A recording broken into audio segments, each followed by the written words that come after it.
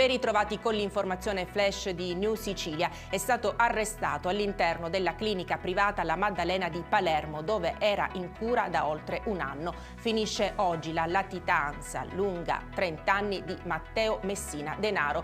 Dopo il blitz del ROS nella struttura palermitana è stato trasferito in una località segreta.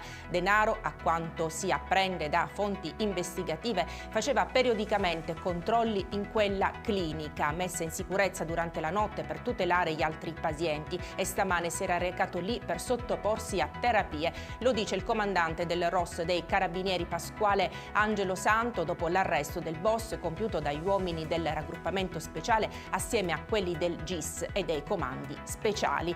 Tante le reazioni alla notizia dell'arresto di Matteo Messina Denaro. La cattura del boss rappresenta una grande vittoria dello Stato e una svolta nella lotta che le istituzioni e le forze dell'ordine portano avanti nel contrasto al potere mafioso. Lo ha detto il sindaco di Palermo, La Galla.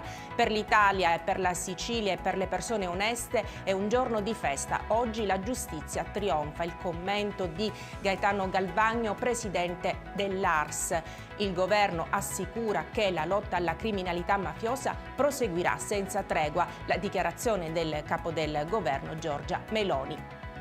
Giriamo pagina. Corruzione e peculato alla società Interporti Siciliani, arrestati Luigi Cozza e l'ex deputato Nino Dasero. L'indagine, coordinata dalla procura e condotta dai militari del nucleo investigativo del comando provinciale di Catania dal 2019 al 2021 attraverso attività tecniche, testimonianze ed acquisizioni documentali, è iniziata a seguito di un esposto per le false attestazioni e dichiarazioni prodotte da una dipendente in merito al possesso del titolo di laurea.